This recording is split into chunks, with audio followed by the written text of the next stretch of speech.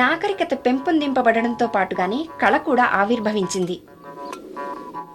మనుగడ కోసం ఆదిమానవుడు సాగించిన పోరాటంలో మొదలై అతను ప్రదర్శించిన నైపుణ్యంలో హస్తకళలు ఊపిరి పోసుకున్నాయి. ఈ కళలు కేవలం భావ వ్యక్తీకరణ సాధనాలే కాక జీవన పోరాటంలో అతను సాధించిన ప్రావీణ్యతకు నిదర్శనాలై నిలిచాయి. తరతరాలుగా వస్తూ క్రమంగా మానవ జీవితాలలో మిళితమైపోయాయి. నేడు హస్తకళలు గిరిజనుల జీవితాలలో పవిత్రమైనవిగాను మధురమైన జీవనాంశాలుగాను రూపుదిద్దుకున్నాయి. జీవనానికై పుట్టిన ఈ కళలు క్రమంగా జీవితాలకి కళగా విలసిల్లుతున్నాయి.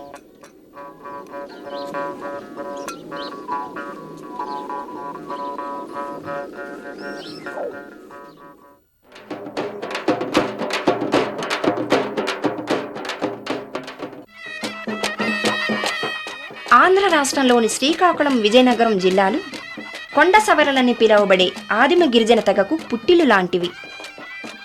గోడల మీద చిత్రలేఖనం ఈ కొండ సవరలకే స్వంతమైన ప్రాచీన కళ. దీన్ని వీరి భాషలో ఎడిసింగ్ అని వ్యవహరిస్తారు. సవరలకు గోడలపై చిత్రలేఖనం పరమ పవిత్రం. ఈ కళ వారికి ఓ పూజా కార్యం. వారి ఇంటి లోపల గోడల మీద చిత్రించబడే ఈ కళారూపం ఇంటికి అతి ప్రధానమైనది. ఏ నిర్దిష్ట కార్యమైనా ఈ ఎడిసింగ్ ముందే జరుపుతారు.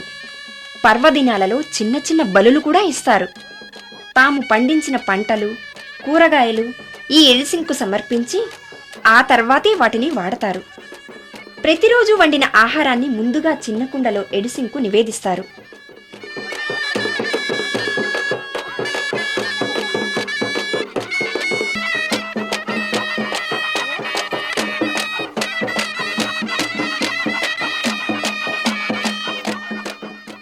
వెజ్జు అనబడే సవరల పూజారి సాధారణంగా ఈ ఎడిసింగ్ వేస్తారు.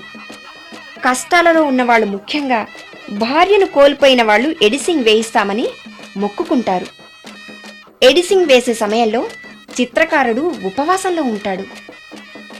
సవరల దినచర్యలు, వారి సంస్కృతి ఈ ఎడిసింగ్ చుట్టూనే రూపుదిద్దుకుంటుంది.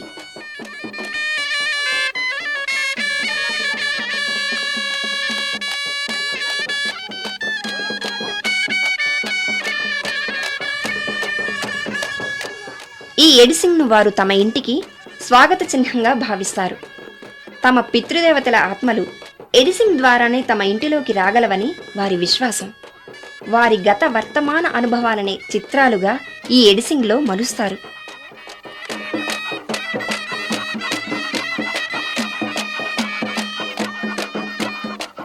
వేట, సంత, పక్షి, జంతువు, చెట్టు, పుట్ట, సూర్యుడు, చంద్రుడు, ఒకటేమిటి చివరికి హెలికాప్టర్ వరకు ఏవైనా ఎడిసింగ్లో భాగం కావచ్చు.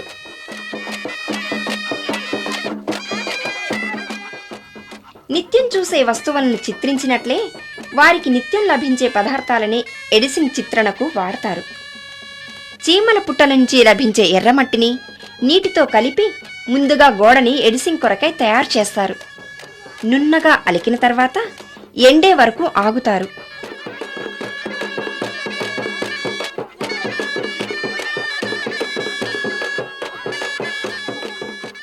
బియ్యపిండి తెల్లగాను, ఎండబెట్టి కాల్చి పొడి చేసిన ఆనపకాయ నలుపుగాను, కుంకుమ ఎరుపుగాను, లేత వెదురు పుల్లను కుంచిగా చేసి చిత్రించిన ఫలితం క్లుప్తంగా మానవ చరిత్ర. జంతువులను వేటాడి కడుపు నింపుకునే ఆ గతం నుంచి ఆకాశంలో ఎగరగలిగే సుదూరపు భవిష్యత్తు వరకు చిత్రణ జరుగుతుంది.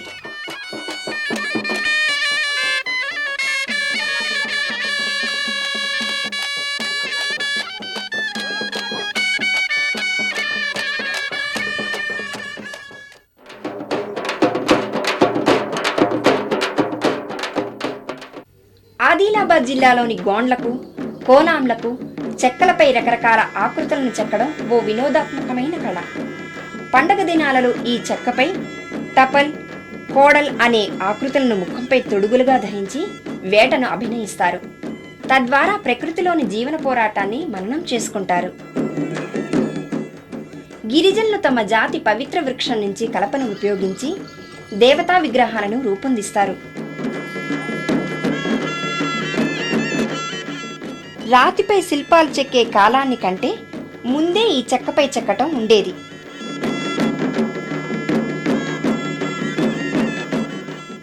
కోలాం తమ పవిత్ర వృక్షం నుంచి అవసరమైనంత కలపను మాత్రమే తీసుకుని తమ ఆరాధ్య దైవమైన భీమదేవర విగ్రహాన్ని చెక్కుతారు. ఈ సమయంలో కోలాంలు నిష్ఠగా ఉపవాసం ఉంటారు.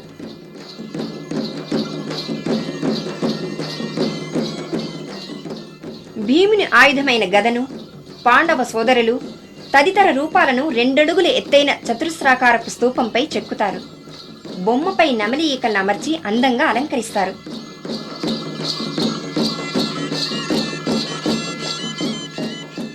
రంగురంగుల అందమైన ఈ లక్కపిడతలు కోలాం పిల్లలు తయారు చేసినవే. వీరి ద్వారానే ఈ కళ సజీవంగా భవిష్యత్తులో సాగుతోంది. చెక్కలపై బొమ్మలు చెక్కే ఈ కళ సవరలలో కూడా ఉంది. గుసాడ గ్రామ దేవత విగ్రహాన్ని చెక్కపై చెక్కి గ్రామానికి వెళ్లే దారి ప్రక్కన నిలబెడతారు.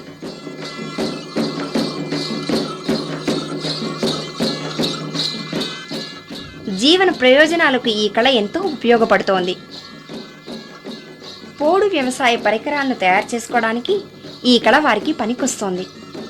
ఇలా వివిధాకృతులలో చెక్కిన చెక్క స్తంభాలు ఇంటి కప్పుకు ఆధారంగా నిలపడానికి, తలుపులకు అలంకారంగాను వాడుతూ ఉంటారు.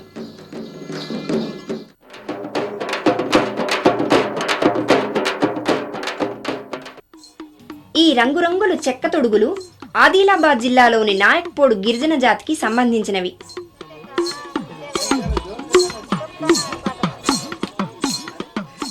లక్ష్మీదేవర, పోతురాజు, గొర్రపోతు, కృష్ణుడు, పాండవులు మొదలైన దేవతల రూపాలను తొడుగులుగా తయారు చేయించి వాటిని గుళ్లల్లో ఉంచి పండుగ దినాలలో వీటిని ఆరాధిస్తారు. శ్రీకాకుళం, విజయనగరం జిల్లాల పల్లపు ప్రాంతాలలో నివసించే కాపు సవరలు ఈ ముసుగుల తయారీలో తమ కళను ప్రదర్శిస్తారు. వీటి తయారీలో గుజ్జు మాత్రమే వాడడంతో ఇవి చాలా తేలికగా ఉంటాయి. కొట్టొచ్చిన రంగులతో ఉండే ఈ చెక్క తొడుగులు జానపద పౌరాణిక పాత్రల ఆధారంగా రూపొందుతాయి. పండుగలలోనూ ఇతర ముఖ్య సందర్భాలలోనూ ఆ పాత్రలను అభినయించడానికి కాపు సవరలు వీటిని ఉపయోగిస్తారు.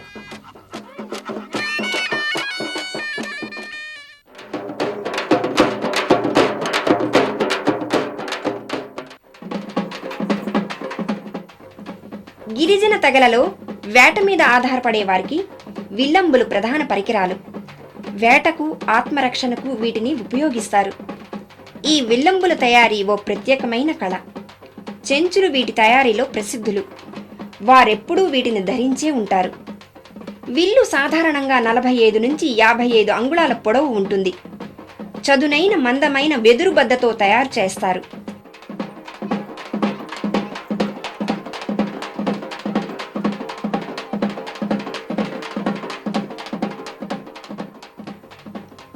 ఈ బద్ద 2-2.5 అంగుళాల వెడల్పుతో చివరలు కొనదేరి ఉంటుంది.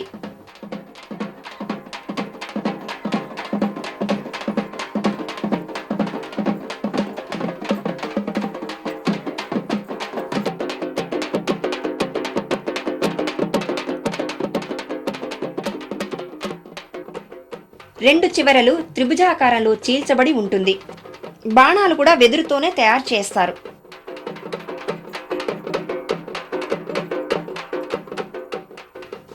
ఈ బాణాల కొసల రూపాన్ని బట్టి దాని వేగం మారుతూ ఉంటుంది.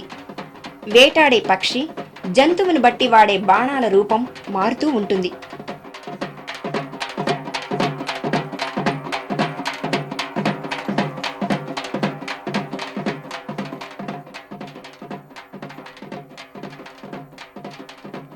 బాణాల చివరన ఈకలతో కట్టి బాణం స్థిరంగా దూసుకుపోయేలా చేస్తారు. సాధారణంగా విల్లుని వంచటం ఎవరి వల్ల కాదు. గిరిజనులు మాత్రమే వీటిని వంచగలరు.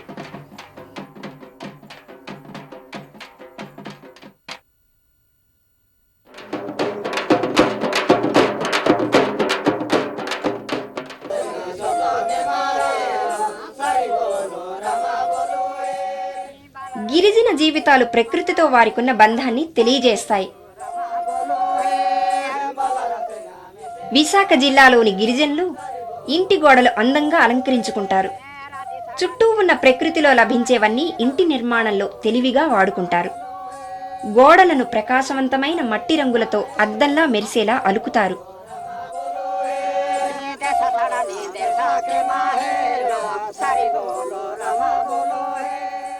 చీమల పుట్టలో దొరికే సన్నటి ఎర్రమన్ను, బూడిద, రాతి సున్నం, నీటిలో కలిపిన మిశ్రమంతో గోడల్ని అలుకుతారు.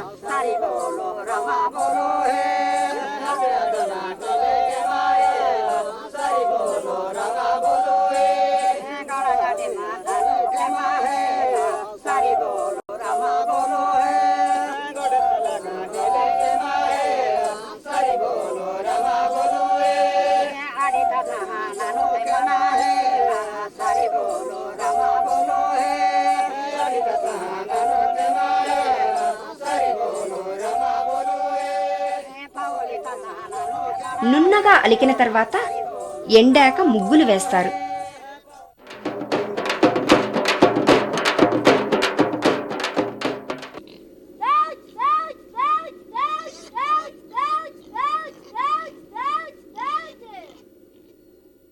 ఎరుకలు ఆంధ్ర రాష్ట్రమంతటా మరియు పక్క రాష్ట్రాలలోనూ విస్తరించి ఉన్నారు.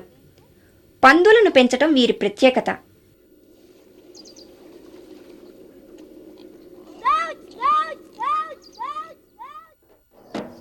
చాపలు, బుట్టల అల్లకంలో వీరికి చాలా ప్రావీణ్యం ఉంది.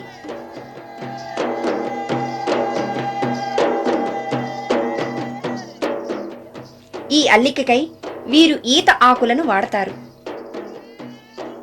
ఈ చాపల అల్లికల్లో ఎంతో జాగ్రత్త, ఓర్పు అవసరం.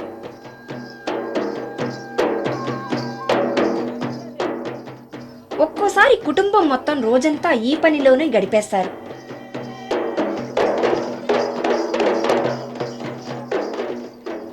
పొడవైన ముక్కలను ముందుగానే అల్లి పెట్టుకుంటారు. అవసరాన్ని బట్టి చాప కావలసినంత వెడల్పు వచ్చేలా ముక్కలను అతుకులు వేస్తారు.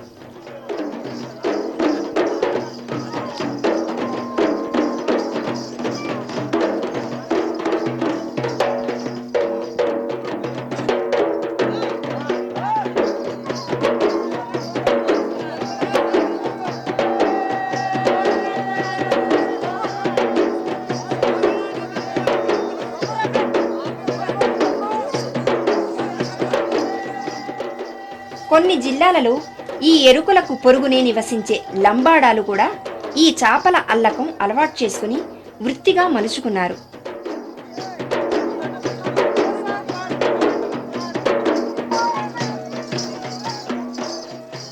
ఈ అల్లకంతో వీరు ఒక్కోసారి రోజుకి 50 రూపాయలు సంపాదిస్తున్నారు.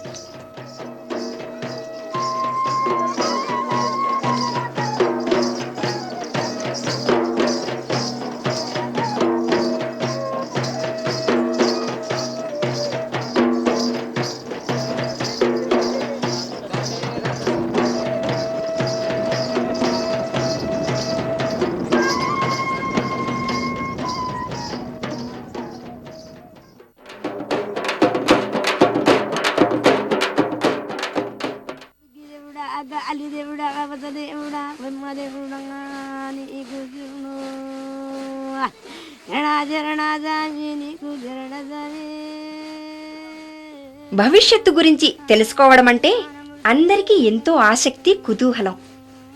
ఎరుకలు సోది ద్వారా భవిష్యత్తు ఎంతో చక్కగా చెబుతారు. అందుకే పురాణాలలో కూడా ఈ ఎరుకల సోది ప్రస్తావన ఉంది.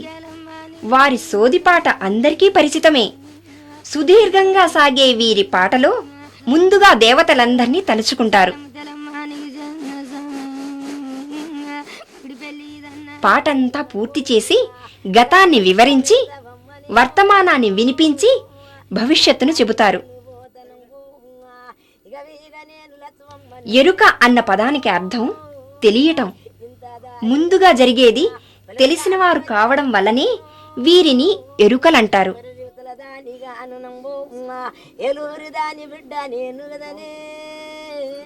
బుక్క కొరకు బలిచి వచ్చింది బుద్ధి బుట్టి వచ్చి నమ్మ నేను అకలకు నీ వచ్చి నమ్ము.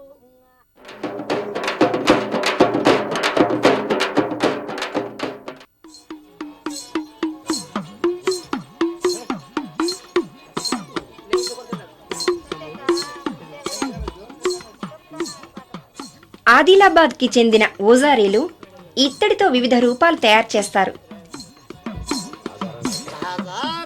ఇత్తడిని కరిగించి రకరకాల దేవతార్చన సామగ్రిని, గృహాలంకరణాలను తయారు చేయడంలో వీరు సిద్ధహస్తులు.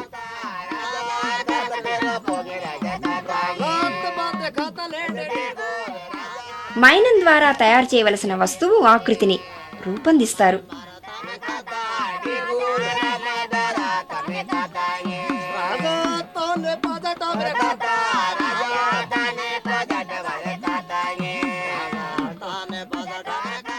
దాని సహాయంతో బంకమన్ను అచ్చును కొలిమిలో కాలుస్తారు.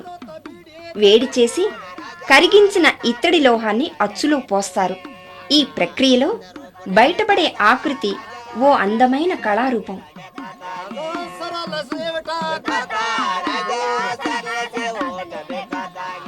ఈ రోజుల్లో ఓజారీల ఇత్తడి తయారీలను ప్రపంచవ్యాప్తంగా ఇష్టపడడంతో ఎగుమతులు కూడా చేస్తున్నారు.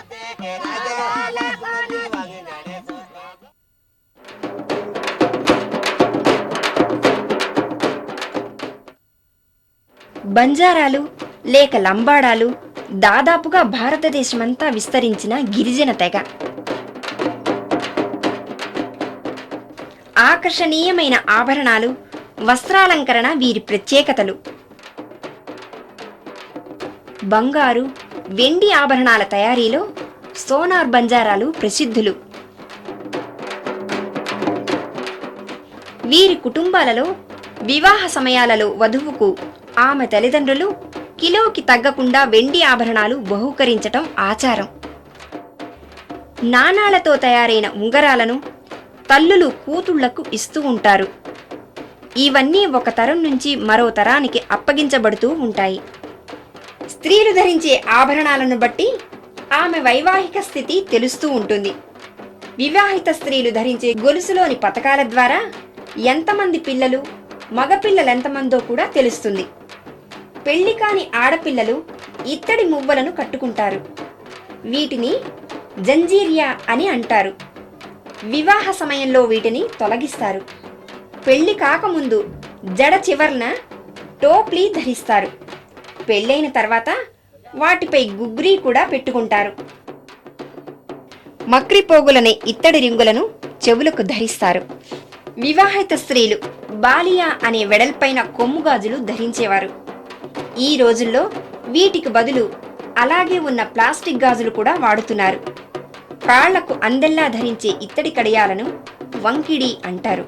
కస్సే, చుంగ్టే, చాట్కి, బెనుహువా, అంగ్తోలా అనే మెట్టెలు కాలివేళ్లకు ధరిస్తారు.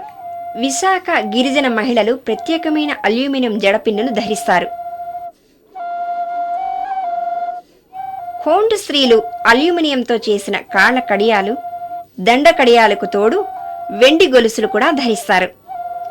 షాండీ అనబడే సంతకు రావాలంటే జుట్టుకు నూనె రాసుకుని దువ్వుకొని అన్ని రకాల ఆభరణాలతో ఆకర్షణీయంగా ముస్తాబై వస్తారు. పూలు చెవులపై పెట్టుకుంటారు. కోలాం స్త్రీలు ఆభరణాలు ఎక్కువగా వాడతారు. మెడలో ధరించే ఆభరణాన్ని కంటే అంటారు. నడుము చుట్టూ ధరించే వెండి వడ్డాణాన్ని మోల్ పట్టి అంటారు. వివాహ సమయంలో వరుడు దీన్ని బహూకరిస్తాడు. వివాహ సమయంలో బహూకరింపబడిన ఆభరణాలంటే కోలాం స్త్రీలకు ఎనలేని మక్కువ. వెల్లూరు సంకలం అనే వెండి ఆభరణం కూడా పెళ్లిలోనే వరుడు బహూకరిస్తాడు. ఇది 4-5 గొలుసులు పెనవేయబడిన వెండి ఆభరణం. నల్ల పూసలతో చేసిన పొట్టి అనే నెక్లెస్ను పెళ్లిలో వధువుకు ధరింపజేస్తారు. అల్యూమినియం కానీ వెండితో కానీ చేసిన మంగట్టి కడియ అనే గాజులు ధరిస్తారు. అల్యూమినియంతో కానీ వెండితో కానీ చేసే దండకడియాలను ముంజేతిపైన ధరిస్తారు. దీని కింద బాజీబందిని ధరిస్తారు. గట్ట వెండి వంగర అనే మెట్టలను వివాహిత స్త్రీలు ధరిస్తారు. వెండితో గాని అల్యూమినియంతో గాని చేసిన కాల్కడియాను కాళ్లకు ధరిస్తారు. తుమ్మకాయల రూపంలో ఉండే వెండి లేక అల్యూమినియం తుమ్మకాయ బిళ్లలను కాళ్లకు ధరిస్తారు. కెవ్వొంగర లేదా కమ్మలు అనే చెవిపోగులు చాలా అందంగా ఉంటాయి. పెళ్ళైనా కాకపోయినా స్త్రీలందరూ ముక్కొంగెర అనే దాన్ని ముక్కుకి ధరిస్తారు. ముక్కుకు ధరించే ఆభరణాన్ని ముక్కు తార్ప అని, ముక్కు పుడక అని అంటారు. ఈ ఆభరణాలేవి ఇవ్వకపోయినా వరుడు పొట్టి అనే ఆభరణాన్ని వివాహ సమయంలో తప్పనిసరిగా ఇవ్వాలి.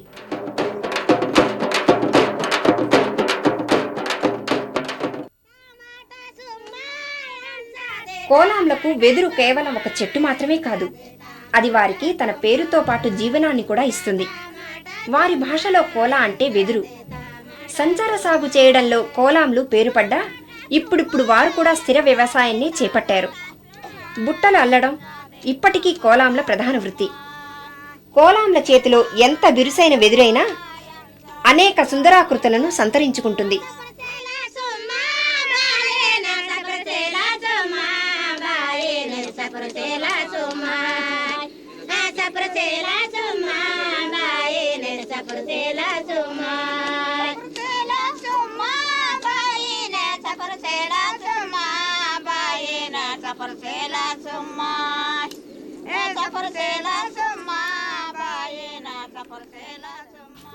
బుట్టలు, చేటలు, జల్లెళ్ళు మొదలైన అనేక ఉపకరణాలను వీరు వెదురుతోనే తయారు చేస్తారు.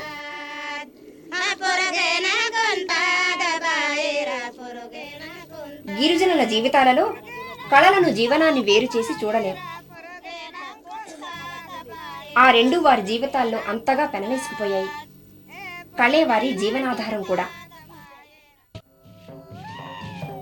గోదావరి తీర ప్రాంతాలలో ఖమ్మం, తూర్పు, పశ్చిమ గోదావరి జిల్లాలలో కొండరెడ్లనే గిరిజనులు కూడా ఉన్నారు.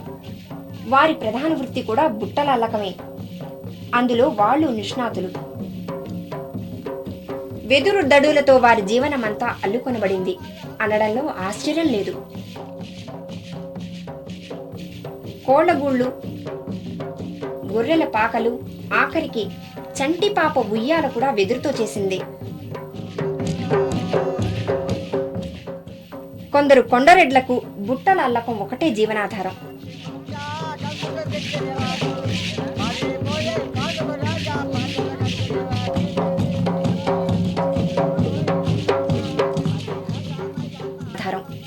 అల్లిన బుట్టలను వారానికి ఒకసారి జరిగే సంతలో అమ్ముకొని వారి పొట్ట పోసుకుంటూ ఉంటారు. ఐటీడీఏ శిక్షణా తరగతుల ద్వారా కొండరెడ్డి తెగలు చేసిన హస్తకళా రూపాలు చాలా ప్రాచుర్యం పొందాయి.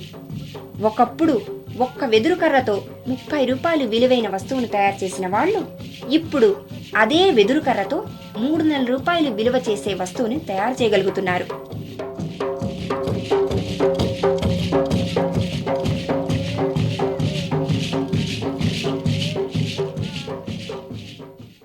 విశాఖపట్నం గిరిజనుల బుట్టల అల్లకం చిత్రంగా ఉంటుంది.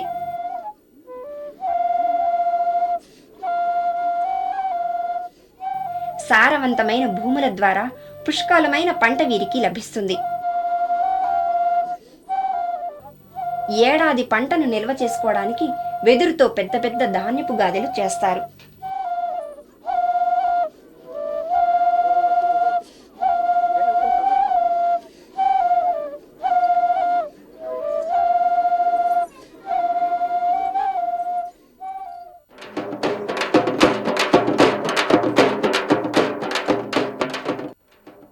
రంగురంగుల వస్త్రాలంకరణలో లంబాడా స్త్రీలు తమ అందాలను వెదజల్లుతూ ఉంటారు. లంబాడా స్త్రీల వస్త్రాలంకరణలో ఎరుపు ప్రాముఖ్యం వహిస్తుంది. ఫేటా అనబడే లంగా సాధారణంగా ముదురు ఎరుపు రంగు ముతక నూలు బట్టతో ఉంటుంది. ఈ లంగా అంతటా రంగురంగుల దారాలతో, అద్దాలతో కుట్టుపని చేయబడి ఉంటుంది. ఇది మోకాళ్ల వరకే వేలాడుతూ ఉండి కాళ్లకు ఉన్న ఆభరణాలను బహిర్గతం చేస్తూ ఉంటుంది. పై భాగంలో అద్దాలతో చేసిన కంచిడి ధరిస్తారు. ఈ కంచిడి జాకెట్టులా ఉన్నా వీపంతా కనిపించేలా ఉంటుంది. దీని వెనుక వెడల్పాటి తాళ్లతో కట్టుకునేందుకు వీలుగా ఉంటుంది. ఆ తాళ్లను గవ్వలతో అలంకరిస్తారు. అద్దాలతో అలంకరించబడటం వలని దీనికి కంచెడి అన్న పేరు వచ్చింది. దీనిపై అందంగా అద్దాలతో గవ్వలతో అలంకరించిన 2.5 గజాల చౌటియా వేసుకుంటారు. ఒక అంచు నడుముకు చుట్టుకుని మరో అంచు ఎడమ భుజం మీదుగా తలపైకి వేస్తారు. దీనితో బహిర్గతంగా ఉన్న వీపు భాగం కప్పుకునే వీలుంటుంది. వీరు ముదురు రంగుల ముతక నూలు వస్త్రాలని వాడతారు. అద్దాలు, పూసలు, గవ్వల బరువు ఆపేందుకు, ఎక్కువ కాలం మన్నేందుకు ఈ నూలు వస్త్రాలు పనికి వస్తాయి. ఘనంగా చేతి పని చేసిన ఈ వస్త్రాలను కనీసం 2 జతలైన తల్లులు కూతుళ్లకు పెళ్లి సమయంలో ఇవ్వడం వీరి సంప్రదాయం. ఇంట్లో కూతురు పుట్టగానే ఈ బట్టలు తయారు చేయడంలో తల్లులు నిమగ్నమవుతారు. ఒక జత తయారీకి ఒక్కోసారి నెలలు, సంవత్సరాలు కూడా పట్టవచ్చు. ఇంతకాలం పట్టినా ఆ నిరీక్షణ సమంజసంగానే ఉంటుంది. ఈ అందమైన లంబాడా వస్త్రాలు ఎందరో ఫ్యాషన్ డిజైనర్లకు స్ఫూర్తినిస్తున్నాయి. ఈ వస్త్ర ఆకృతులను వారు తమ కళా నైపుణ్యంలో అనుకరిస్తున్నారు. పట్నవాసులు ఈ దుస్తులను ధరించేందుకు ఎంతగానో ఉబలాట పడుతున్నారు.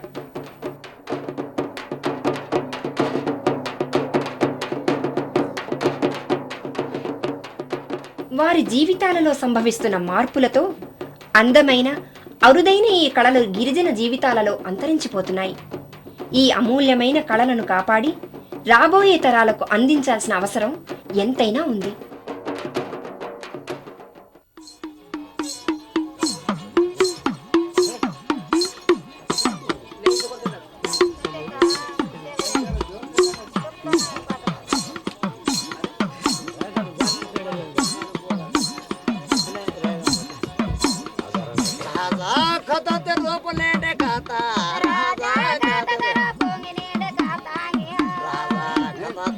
రాజా